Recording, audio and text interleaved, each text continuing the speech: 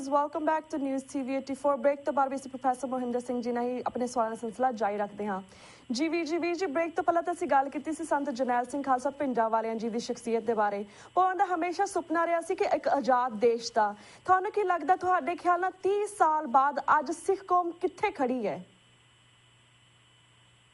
ਜਿੱਥੋਂ ਤੱਕ ਆਜ਼ਾਦ ਸਿੱਖ ਸੋਚ ਤੇ ਆਜ਼ਾਦ ਸਿੱਖ ਰਾਜ ਦਾ ਸਵਾਲ ਹੈ ਜੀ, ਇਹ ਸਿੱਖਾਂ ਦੇ ਧਾਰਮਿਕ ਸੱਭਿਆਚਾਰ ਦਾ ਮੂਲ ਆਧਾਰ ਹੈ, ਜਿਸ ਦੇ ਵਿੱਚ ਅਕਾਲ ਤਖ਼ਤ ਸਾਹਿਬ ਜੀ ਦੀ ਸਿਰਜਣਾ ਪ੍ਰਤੱਖ ਤੌਰ ਤੇ ਇਹ ਗੱਲ ਸਾਨੂੰ ਦੱਸ ਗਈ ਸੀ ਕਿ ਸਿੱਖ ਆਪਣੇ ਹੀ ਤਖ਼ਤ ਆਪਣੇ ਹੀ ਰਾਜ ਦੇ ਰਾਹੀਂ ਆਪਣੇ ਧਰਮ ਦਾ ਪ੍ਰਚਾਰ ਕਰਨਗੇ।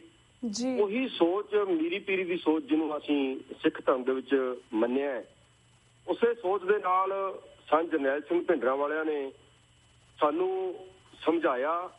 ਲਗਭਗ 14 ਕੈਸਟਾਂ ਸੰਤ ਜਰਨੈਲ ਸਿੰਘ ਜੀ ਦੀਆਂ ਮਿਲਦੀਆਂ ਨੇ, ਜਿਨ੍ਹਾਂ ਦੇ ਵਿੱਚ ਗੁਲਾਮੀ ਦੇ ਲੱਛਣ ਤੇ ਆਜ਼ਾਦੀ ਦਾ ਸੁੱਖ ਇਹ ਦੋਨਾਂ ਨੂੰ ਬੜੇ ਵਿਸਥਾਰ ਦੇ ਨਾਲ ਦੱਸਿਆ ਗਿਆ। ਹਰ ਇੱਕ ਬੰਦਾ ਉਹਨਾਂ ਦੇ ਜਿਹੜੇ 14 ਕੈਸਟਾਂ ਦਾ ਸੈੱਟ ਹੈ ਲੈ ਕੇ ਸੁਣ ਸਕਦੇ ਹੋ।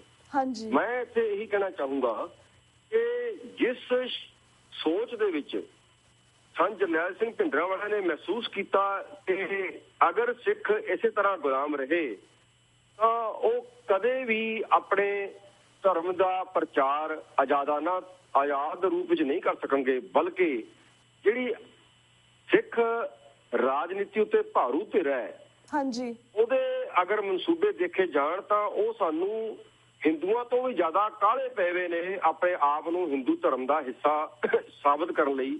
ਪਿਛਲੇ 40-50 ਸਾਲ ਦਾ ਇਹ ਖਾਕਾ ਹੈ, ਜਿਹਦੇ ਵਿੱਚ 1978 ਦਾ ਨਿਰੰਕਾਰੀਆਂ ਵਾਲਾ ਕਾਂਡ ਤੋਂ ਲੈ ਕੇ ਲਗਾਤਾਰ ਅੱਜ ਤੱਕ ਜਿਹੜੀ ਲੜਾਈ ਚੱਲ ਰਹੀ ਹੈ, ਉਹਦੇ ਵਿਊ 'ਚ ਦੇਖਿਆ ਜਾਵੇ ਤਾਂ ਖਾਲਿਸਤਾਨ ਦੀ ਜਿਹੜੀ ਮੰਗ ਹੈ ਉਹ ਹੋਰ ਵੀ ਜ਼ਿਆਦਾ ਸ਼ਿੱਦਤ ਦੇ ਨਾਲ ਸਾਹਮਣੇ ਆਈ ਹੈ। ਵੈਸੇ ਖਾਲਿਸਤਾਨ ਦੀ ਜਿਹੜੀ ਸੋਚ ਹੈ ਇਹ ਸਿੱਖਾਂ ਦੀ ਮੂਲ ਸੋਚ ਹੈ, ਇਹਦੇ ਵਿੱਚ ਕੋਈ ਨਵਾਂ ਕੰਮ ਨਹੀਂ ਹੈ, ਪਰ ਮੌਜੂਦਾ ਜਿਹੜਾ ਲਿਖਤੀ ਇਤਿਹਾਸ ਹੈ ਜੇ ਉਸ ਨੂੰ ਵੀ ਵਾਚਿਆ ਜਾਵੇ ਤਾਂ 1940 ਦੇ ਵਿੱਚ ਸਰਦਾਰ ਭੱਟੀ ਇੱਕ ਇੰਜੀਨੀਅਰ ਸੀ, ਉਹਨਾਂ ਨੇ ਪਹਿਲੀ ਵਾਰ ਖਾਲਿਸਤਾਨ ਲਫ਼ਜ਼ ਦੀ ਸਿਰਜਣਾ ਕੀਤੀ ਹੈ। ਇਹ ਸ਼੍ਰੋਮਣੀ ਗੁਰਦੁਆਰਾ ਪ੍ਰਬੰਧਕ ਕਮੇਟੀ ਦੇ ਸਰਬਸੰਮਤੀ ਨਾਲ ਜਨਰਲ ਇਜਲਾਸ ਦੇ ਵਿੱਚ 1946 ਦੇ ਵਿੱਚ ਇਹ ਮਤਾ ਪਾਸ ਕਰ ਦਿੱਤਾ ਗਿਆ ਸੀ ਆਜ਼ਾਦੀ ਤੋਂ 1 ਸਾਲ ਪਹਿਲਾਂ ਕਿ ਸਿੱਖਾਂ ਨੂੰ ਇੱਕ ਆਜ਼ਾਦ ਸੋਵਰਨ ਸਿੱਖ ਸਟੇਟ ਚਾਹੀਦੀ ਹੈ, ਸਿੱਖ ਹੋਮਲੈਂਡ। ਪਰ ਉਸ ਤੋਂ ਬਾਅਦ ਜਿਹੜੀ ਰਾਜਸੀ ਧਿਰ ਆਪਣਾ ਕਾਬਜ਼ ਰਹੀ ਸਿੱਖਾਂ ਸੀ ਉਹ ਇਹਦੇ ਨਾਲ ਨਿਆਂ ਨਹੀਂ ਕਰ ਸਕੀ, ਜਾਣੇ 'ਚ ਜਾਂ ਅਣਜਾਣੇ 'ਚ।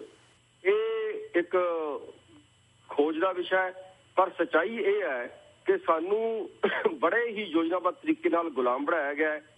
ਜਦੋਂ ਤੱਕ ਸਿੱਖ ਸੋਚ ਖਾਲਿਸਤਾਨ ਨੂੰ ਸਮਝ ਕੇ ਉਹਦੀ ਪ੍ਰਾਪਤੀ ਦੇ ਲਈ ਆਪਣੇ ਆਪ ਨੂੰ ਸਮਰਪਿਤ ਨਹੀਂ ਕਰਦੀ, ਉਨੀ ਦੇਰ ਤੱਕ ਸਿੱਖਾਂ ਦਾ ਜਿਹੜਾ ਧਾਰਮਿਕ ਭਵਿੱਖ ਹੈ ਉਹ ਹਰ ਆਏ ਦਿਨ ਗੁੰਝਲਦਾਰ ਤੇ ਧੁੰਦਲਾ ਹੁੰਦਾ ਜਾਏਗਾ। ਅੱਜ ਸਥਿਤੀ ਇਹ ਹੈ ਕਿ ਸਿੱਖ ਬੜੀ ਵਾਰ ਦੇਖਿਆ ਕਿ ਖਾਲਿਸਤਾਨ ਦੀ ਗੱਲ ਨੂੰ ਸਮਝਣਾ ਤਾਂ ਚਾਹੁੰਦੇ ਨੇ, ਪਰ ਇੱਕ ਐਸੇ ਤਰੀਕੇ ਦੇ ਨਾਲ ਇਹਨਾਂ ਨੂੰ 60 ਸਾਲ 67 ਸਾਲ ਦੇ ਵਿੱਚ ਗੁਲਾਮੀਅਤ ਵੱਲ ਲੈ ਗਏ ਨੇ ਕਿ ਸਾਰਾ ਕੁਝ ਹੀ ਆਰਥਿਕ ਰੂਪ ਦੇ ਉੱਤੇ ਡਿਪੈਂਡ ਕਰਵਾ ਦਿੱਤਾ। ਉਸ ਆਰਥਿਕ ਮੁਸ਼ਕਲਾਂ ਦੇ ਵਿੱਚੋਂ ਨਿਕਲਣਾ ਉਹਨਾਂ ਨੂੰ ਇਹ ਲੱਗਦਾ ਹੈ ਕਿ ਸ਼ਾਇਦ ਸਾਡਾ ਹੋਰ ਨੁਕਸਾਨ ਨਾ ਹੋ ਜਾਵੇ, ਤੋ ਉਹ ਉਸ ਕਰਕੇ ਖਾਲਿਸਤਾਨ ਦੀ ਜਿਹੜੀ ਗੱਲ ਹੈ ਉਹਨੂੰ ਸਮਝਣ ਦੀ ਉਹ ਪੂਰੀ ਕੋਸ਼ਿਸ਼ ਨਹੀਂ ਕਰ ਰਹੇ। ਪਰ ਨੌਜਵਾਨ ਬੱਚੇ, ਜਿਵੇਂ ਮੈਂ ਸੋਸ਼ਲ ਮੀਡੀਆ ਵਿੱਚ ਵੀ ਦੇਖਦਾ, ਗੱਲਾਂ ਵੀ ਕਰਦਾ, ਉਹ ਹੁਣ ਕਿਉਰਿਓਸਿਟੀ ਰੱਖ ਰਹੇ ਨੇ ਖਾਲਿਸਤਾਨ ਨੂੰ ਸਮਝਣ ਦੀ। ਇਹ ਸਾਡੇ ਲਈ ਇੱਕ ਬਹੁਤ ਸ਼ੁਭ ਸ਼ਗਨ ਹੈ। ਭਾਵੇਂ ਹਿੰਦੁਸਤਾਨ ਦੀ ਗੌਰਮੈਂਟ ਆਉਣ ਵਾਲੇ ਦਿਨਾਂ ਵਿੱਚ, ਮੈਂ ਆਪਣਾ ਪੋਲੀਟੀਕਲ ਐਨਾਲਿਸਿਸ ਦੇ ਰਿਹਾ, ਸਾਡੇ ਤੇ ਸਖਤੀ ਕਰੇਗੀ ਤੇ ਖਾਸ ਕਰ ਕੋਸ਼ਿਸ਼ ਕਰੇਗੀ ਕਿ ਸਾਡੇ ਬੱਚਿਆਂ ਨੂੰ ਡੀਮੋਰਲਾਈਜ਼ ਕਰੇ ਕਿ ਉਹ ਇਸ ਪਾਸੇ ਵੱਲ ਨੂੰ ਨਾ ਮੁੜਨ। ਪਰ ਸ਼ਾਇਦ ਉਹ ਅਹਿਮਦ ਸ਼ਾਹ ਅਬਦਾਲੀ ਜਾਂ ਨਾਦਰ ਸ਼ਾਹ ਵਰਗੀ 84 ਵਾਲੀ ਗਲਤੀ ਦੁਹਰਾਏਗੀ, ਜਿਸ ਤੋਂ ਬਾਅਦ ਖਾਲਿਸਤਾਨ ਦਾ ਮੁੱਦਾ ਜਾਂ ਸਿੱਖ ਆਜ਼ਾਦੀ ਦਾ ਮੁੱਦਾ ਜਦੋਂ ਵੀ ਕਦੇ ਸਖਤੀ ਹੋਈ ਹੈ ਉਸ ਤੋਂ ਬਾਅਦ ਬਹੁਤੇ ਰੂਪ 'ਚ ਉਭਰਿਆ ਤੇ ਹੁਣ ਵੀ ਏਦਾਂ ਹੀ ਹੋਏਗਾ। ਪਰ ਇਹ ਮੈਂ ਪ੍ਰਤੱਖ ਰੂਪ 'ਚ ਕਹਿ ਸਕਦਾ ਕਿ ਬਾਦਲ ਜਾਂ ਹੋਰ ਸਿੱਖ ਸਿਆਸਤਦਾਨ ਜਿਹੜੇ ਕੁਰਸੀਆਂ ਦੇ ਪਿੱਛੇ ਚੱਲਦੇ, ਚਾਹੇ ਉਹ ਕਾਂਗਰਸ 'ਚ ਬੈਠੇ ਹੋਣ, ਚਾਹੇ ਭਾਜਪਾ 'ਚ ਬੈਠੇ ਹੋਣ, ਚਾਹੇ ਉਹ ਬਾਦਲਕਿਆਂ ਦੇ ਵਿੱਚ ਬੈਠੇ ਹੋਣ, ਜਾਂ ਕੁਝ ਐਸੇ ਲੋਕ ਜਿਹੜੇ ਆਪਣੇ ਆਪ ਤੇ ਪੰਥਕ ਮੋਹਰ ਲਗਾ ਕੇ ਸਾਡੇ ਅਗਵਾਈ ਕਰਨ ਦੀ ਸਿੱਖਾਂ ਦੀ ਕੋਸ਼ਿਸ਼ ਕਰਦੇ ਹੋਣ, ਇਹਨਾਂ ਸਾਰਿਆਂ ਦੇ ਨਾਲ ਮਿਲ ਕੇ ਇੱਕ ਹਮਲਾ ਹੋਣ ਦੀ ਬਹੁਤ ਸਖਤ ਤਿਆਰੀ ਹੈ, ਜਿਹਦਾ ਜਿਹੜਾ ਸੰਕੇਤ ਹੈ ਉਹ ਮੋਹਨ ਭਾਗਵਤ 3 ਦਿਨਾਂ ਬਾਅਦ ਹੀ ਰਾਜ ਦੀ ਮੋਦੀ ਦੀ ਸਹੁੰ ਚੁੱਕਣ ਤੋਂ 3 ਦਿਨਾਂ ਬਾਅਦ ਹੀ ਉਸਨੇ ਸਭ ਤੋਂ ਪਹਿਲਾ ਟੂਰ ਜਿਹੜਾ ਹੈ ਉਹ ਮਾਨਸਾ ਪੰਜਾਬ ਦਾ ਕੀਤਾ ਤੇ ਉਹਦੇ ਨਾਲ ਰਾਧਾ ਸਵਾਮੀ ਜਿਹੜਾ ਡੇਰੇ ਦਾ ਮੁਖੀ ਹੈ ਵਰਿੰਦਰ ਢਿੱਲੋਂ, ਉਹਦੀ ਜਿਹੜੀ ਮੁਲਾਕਾਤ ਹੈ ਇਹ ਇਸ ਗੱਲ ਦੇ ਸਪਸ਼ਟ ਸੰਕੇਤ ਨੇ ਕਿ ਆਉਣ ਵਾਲੇ ਸਮਿਆਂ ਦੇ ਵਿੱਚ ਆਰਥਿਕ ਮਜਬੂਰੀ ਨੂੰ ਮੁੱਖ ਰੱਖ ਕੇ ਸਿੱਖਾਂ ਦੇ ਵੱਡੇ ਇੱਕ ਗਿਣਤੀ ਨੂੰ ਉਹ ਸਿੱਖ ਸੋਚ ਦੇ ਨਾਲੋਂ ਤੋੜਨ ਦੀ ਸਕੀਮ ਜਿਹੜੀ ਆ ਉਹ ਫਾਈਨਲ ਕਰ ਚੁੱਕੇ ਨੇ। ਪਰ ਇਹਦੇ ਵਿੱਚ ਲੋੜ ਹੈ ਤੁਹਾਡੇ ਵਰਗੇ ਟੀਵੀ ਚੈਨਲਸ ਦੀ, ਹੋਰ ਮੀਡੀਆ ਦੀ, ਕਿਉਂਕਿ 99% ਜਿਹੜਾ ਮੀਡੀਆ ਹਿੰਦੁਸਤਾਨ ਦੇ ਵਿੱਚ ਵਿਚਰਦਾ ਹੈ ਉਹ ਬਿਲਕੁਲ ਬ੍ਰਾਹਮਣਵਾਦੀ ਸੋਚ ਨੂੰ ਹੀ ਪ੍ਰਮੋਟ ਕਰਦਾ ਹੈ। ਇਹਦੇ ਵਿੱਚ ਹੁਣ ਸਿੱਖਾਂ ਨੂੰ ਕੋਈ ਸ਼ੰਕਾ ਨਹੀਂ ਰਹਿਣਾ ਚਾਹੀਦਾ। ਫਿਰ ਮੈਂ ਦੁਬਾਰਾ ਬੇਨਤੀ ਕਰਾਂਗਾ, ਖਾਲਿਸਤਾਨ ਤੋਂ ਬਿਨਾਂ ਸਿੱਖਾਂ ਦਾ ਇੱਕ ਕਦਮ ਵੀ ਅੱਗੇ ਨਿਕਲਣਾ ਨਾ ਕੇਵਲ ਮੁਸ਼ਕਿਲ ਹੈ ਬਲਕਿ ਅਸੰਭਵ ਹੈ। ਖਾਲਿਸਤਾਨ ਕਦੋਂ ਮਿਲਦਾ ਹੈ, ਕਿਵੇਂ ਮਿਲਦਾ ਹੈ, ਇਹ ਸਮਾਂ ਦੱਸੂਗਾ, ਪਰ ਇਹਦੇ ਲਈ ਤਤਪਰ ਰਹਿਣ ਬਹੁਤ ਜ਼ਰੂਰੀ ਹੈ। ਨਹੀਂ ਤਾਂ ਅਸੀਂ ਉਹ ਸਮਾਂ ਗਵਾ ਚੁੱਕੇ ਹੋਵਾਂਗੇ ਆਪਣਾ ਇਤਿਹਾਸ ਦੇ ਵਿੱਚ, ਜਦੋਂ ਸਾਨੂੰ ਖਾਲਿਸਤਾਨ ਦੀ ਲੋੜ ਸੀ ਅਸੀਂ ਚੁੱਪ ਕਰ ਗਏ। ਮੈਂ ਇਹੀ ਬੇਨਤੀ, ਚਾਹੇ ਉਹ ਹਿੰਦੁਸਤਾਨ 'ਚ ਰਹਿੰਦੇ ਸਿੱਖ ਜਾਂ ਦਾਨਿਸ਼ਮਰ ਲੋਕ ਹੋਣ ਜਾਂ ਹਿੰਦੁਸਤਾਨ ਤੋਂ ਬਾਹਰ ਰਹਿੰਦੇ ਸਾਰੇ ਸਿੱਖ ਹੋਣ, ਉਹਨਾਂ ਨੂੰ ਅਪੀਲ ਕਰਦਾ ਕਿ ਬੜੀ ਸ਼ਿੱਦਤ ਦੇ ਨਾਲ ਖਾਲਿਸਤਾਨ ਦਾ ਕੇਵਲ ਜਜ਼ਬਾਤੀ ਹੋ ਕੇ ਨਹੀਂ, ਮੈਂ ਸੋਸ਼ਲ ਮੀਡੀਆ 'ਚ ਦੇਖਦਾ ਕਿ ਛੋਟੀ ਛੋਟੀ ਘਟਨਾ ਨੂੰ ਬਹੁਤ ਐਗਜ਼ੀਗਰੇਟ ਕੀਤਾ ਜਾਂਦਾ ਹੈ, ਪਰ ਮੂਲ ਜਿਹੜੀ ਸੋਚ ਹੈ ਖਾਲਿਸਤਾਨ ਦੀ ਉਹਨੂੰ ਸਮਝਣ ਦੀ ਹਜੇ ਲੋੜ ਮੈਨੂੰ ਲੱਗਦਾ ਹੈਗੀ ਹੈ। ਸੋਸ਼ਲ ਮੀਡੀਆ 'ਚ ਮੈਨੂੰ ਕੋਈ ਇਹ ਜੀ ਵੱਡੀ ਸਮਝ ਸਾਹਮਣੇ ਨਹੀਂ ਆ ਰਹੀ ਜਿਹੜੀ ਖਾਲਿਸਤਾਨ ਦੀ ਮੂਲ ਜਿਹੜੀ ਸੋਚ ਹੈ ਉਹਨੂੰ ਪ੍ਰਗਟ ਕਰਦੀ ਹੋਵੇ। ਤੋਂ ਸੰਸਾਰ ਪੱਧਰ ਦੇ ਸਿੱਖਾਂ ਨੂੰ ਮੈਂ ਇਹ ਬੇਨਤੀ ਕਰਦਾ, ਤੁਹਾਡਾ ਇਹ ਹੱਕ ਹੈ, ਤੁਹਾਡੇ ਗੁਰੂਆਂ ਨੇ ਤੁਹਾਨੂੰ ਸਮਝਾਇਆ ਹੈ, ਤੁਹਾਡਾ ਇਹਦੇ ਬਿਨਾਂ ਕੋਈ ਗੁਜ਼ਾਰਾ ਨਹੀਂ ਹੈ।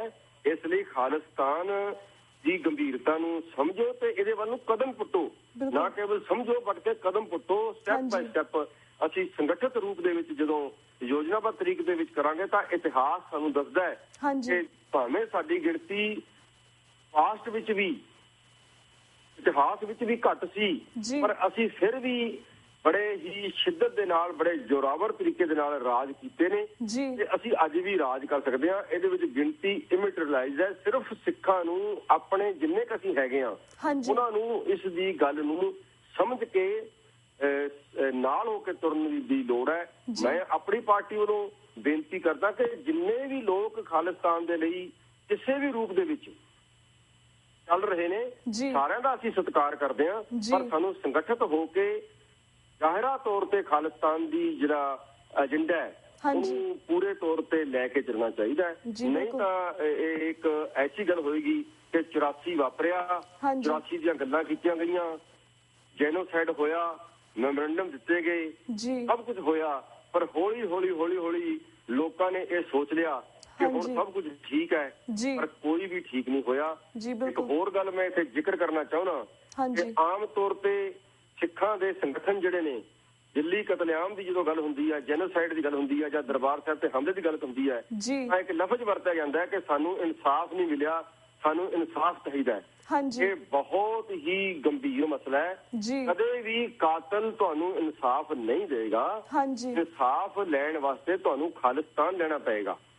ਜਿਹੜਾ ਬੰਦਿਆਂ ਨੇ ਕਿਸੇ ਕਸਾਈ ਨੇ ਕਿਸੇ ਬੱਕਰੇ ਨੂੰ ਮੁਰਗੇ ਨੂੰ ਵੱਢਣਾ ਹੋਵੇ, ਜੇ ਮੁਰਗਾ ਹੀ ਉਹਨੂੰ ਬੇਨਤੀਆਂ ਕਰੇ ਕਿ ਤੂੰ ਮੈਨੂੰ ਨਾ ਵੱਢ, ਇਹ ਗੱਲ ਅੱਜ ਸਿੱਖਾਂ ਦੀ ਹੋਈ ਹੈ ਕਿ ਕਸਾਈਆਂ ਨੂੰ ਅਸੀਂ ਇਨਸਾਫ ਦੇਣ ਦੀ ਗੱਲ ਕਰ ਰਹੇ ਹਾਂ, ਜੋ ਸਾਡੇ ਲਈ ਸੋਚ ਦੇ ਤੌਰ ਤੇ ਵੀ ਗਲਤ ਹੈ ਤੇ ਪ੍ਰੈਕਟੀਕਲ ਰੂਪ ਵਿੱਚ ਵੀ ਗਲਤ ਹੈ। ਇਹਦੇ ਝਲਕਾਰੇ ਅਸੀਂ ਪ੍ਰਤੱਖ ਰੂਪ ਵਿੱਚ ਦੇਖ ਚੁੱਕੇ ਹਾਂ, ਚਾਹੇ ਉਹ ਜਗਦੀਸ਼ ਟਾਈਟਲ ਰਾਹੀਂ ਦੇਖਿਆ ਹੋਵੇ, ਚਾਹੇ ਨਿਰੰਕਾਰੀਆਂ ਰਾਹੀਂ ਦੇਖਿਆ ਹੋਵੇ, ਜਾਂ ਕਿਸੇ ਭਾਜਪਾ ਦਾ ਅਡਵਾਨੀ ਹੋਵੇ, ਸ਼੍ਰੀਆਮ ਕਿਤਾਬ ਲਿਖ ਦੇਵੇ ਤੇ ਕਹਿ ਦੇਵੇ ਕਿ ਦਰਬਾਰ ਸਾਹਿਬ ਤੇ ਹਮਲਾ ਕਰਨ ਲਈ ਅਸੀਂ ਉਤਸ਼ਾਹਿਤ ਕੀਤਾ ਸੀ ਇੰਦਰਾ ਗਾਂਧੀ ਨੂੰ, ਫਿਰ ਵੀ ਸਿੱਖ ਲੀਡਰਸ਼ਿਪ ਜਿਹੜਾ ਉਹ ਭਾਜਪਾ ਨਾਲ ਰਿਸ਼ਤਾ ਤੋੜ ਕੇ ਲੰਬਾ ਚੱਲ ਰਿਹਾ ਹੋਵੇ। ਇਹ ਸਾਰੀਆਂ ਗੱਲਾਂ ਜਿਹੜੀਆਂ ਨੇ ਇਹਨਾਂ ਨੂੰ ਵਿਚਾਰ ਕੇ ਇਹਨਾਂ ਸਾਰਿਆਂ ਨੂੰ ਦਰਕਨਾਰ ਕਰਕੇ ਪਾਸੇ ਕਰਕੇ ਇੱਕ ਸਿੱਖ ਸੋਚ ਨੂੰ ਜਿਹੜੀ ਸੰਤ ਜਰਨੈਲ ਸਿੰਘ ਭਿੰਡਰਾਂ ਵਾਲਿਆਂ ਰਾਹੀਂ ਸਾਡੇ ਕੋਲ ਆਏ ਸੀ। ਸਰਦਾਰ ਸਿਮਰਨਜੀਤ ਸਿੰਘ ਮਾਨ ਉਹਦੇ ਤੇ ਪਹਿਰਾ ਦੇ ਰਹੇ ਨੇ। ਉਹਨਾਂ ਨੂੰ ਵੀ ਸਾਰਿਆਂ ਨੂੰ ਇਕੱਠੇ ਕਰਕੇ ਗੰਭੀਰਤਾ ਦੀ ਵਿਚਾਰ ਕਰਕੇ ਖਾਲਿਸਤਾਨ ਦੇ ਏਜੰਡੇ ਨੂੰ ਅੱਗੇ ਤੋਂ ਅੱਗੇ ਵਧਾਉਣਾ ਚਾਹੀਦਾ ਆਪਾਂ ਨੂੰ। ਨਹੀਂ ਤਾਂ ਜਿਹੜਾ ਹਮਲਾ ਸੀ ਇਹ ਕੇਵਲ ਗੱਲਾਂ ਤੱਕ ਹੀ ਸੀਮਿਤ ਰਹਿ ਜਾਏਗਾ। ਵੀਰ ਜੀ ਸਾਡਾ ਇਤਿਹਾਸ ਸਾਨੂੰ ਕਹੂਗਾ ਨਾ ਅਸੀਂ ਇਸ ਤੋਂ ਸਬਕ ਸਿੱਖਿਆ, ਵੀਰ ਜੀ ਸਾਡਾ ਵਕਤ ਸਮਾਪਤੀ ਵੱਲ ਜਾ ਰਿਹਾ, ਜਾਣੂ ਹੋਏ ਅਤੇ ਨਾ ਹੀ ਅਸੀਂ ਇਹਦੇ ਉੱਪਰ ਪਹਿਰਾ ਦੇ ਸਕੇ। ਜੀ ਵੀਰ ਜੀ ਸਾਡਾ ਵਕਤ ਸਮਾਪਤੀ ਵੱਲ ਜਾ ਰਿਹਾ। ਤੁਹਾਡਾ ਬਹੁਤ ਬਹੁਤ ਸ਼ੁਕਰੀਆ ਸੀ ਆਪਣੇ ਵਿਚਾਰ ਸਾਂਝੇ ਕੀਤੇ। ਸਾਡੇ ਸੁੱਤੇ ਹੋਏ ਸਿੱਖ ਭੈਣ ਭਰਾ ਜਿਹੜੇ ਸਿੱਖ ਨੇ ਉਹਨਾਂ ਨੂੰ ਤੁਸੀਂ ਜਾਗਰੂਕ ਕੀਤਾ। ਤੇ ਵੀਰ ਜੀ ਹੁਣ ਅਸੀਂ ਤੁਹਾਡੇ ਕੋਲ ਇੱਥੇ ਇਜਾਜ਼ਤ ਲੈਂਦੇ ਹਾਂ ਜੀ। ਵਾਹਿਗੁਰੂ ਜੀ ਕਾ ਖਾਲਸਾ, ਵਾਹਿਗੁਰੂ ਜੀ ਕੀ ਫਤਿਹ। ਵਾਹਿਗੁਰੂ ਜੀ ਕਾ ਖਾਲਸਾ, ਵਾਹਿਗੁਰੂ ਜੀ ਕੀ ਫਤਿਹ। ਤੁਹਾਡਾ ਬਹੁਤ ਬਹੁਤ ਧੰਨਵਾਦ। ਸਾਰੇ ਸਿੱਖਾਂ ਨੂੰ ਅਪੀਲ ਹੈ ਕਿ ਗੰਭੀਰਤਾ ਨਾਲ ਸੋਚਣ। ਤੁਹਾਡਾ ਬਹੁਤ ਬਹੁਤ ਧੰਨਵਾਦ। ਵਾਹਿਗੁਰੂ ਜੀ ਕਾ ਖਾਲਸਾ, ਵਾਹਿਗੁਰੂ ਜੀ ਕੀ ਫਤਿਹ। ਤੇ ਵੀਅਰਸ ਅਸੀਂ ਇੱਥੇ ਤੁਹਾਡੇ ਕੋਲ ਵੀ ਇਜਾਜ਼ਤ ਲੈਂਦੇ ਹਾਂ। ਕੱਲ ਨੂੰ ਮਿਲਾਂਗੇ ਸੇਮ ਟਾਈਮ ਸੇਮ ਸ਼ੋ ਤੇ। ਤਦ ਤੱਕ ਲਈ ਵਾਹਿਗੁਰੂ ਜੀ ਕਾ ਖਾਲਸਾ, ਵਾਹਿਗੁਰੂ ਜੀ ਕੀ ਫਤਿਹ।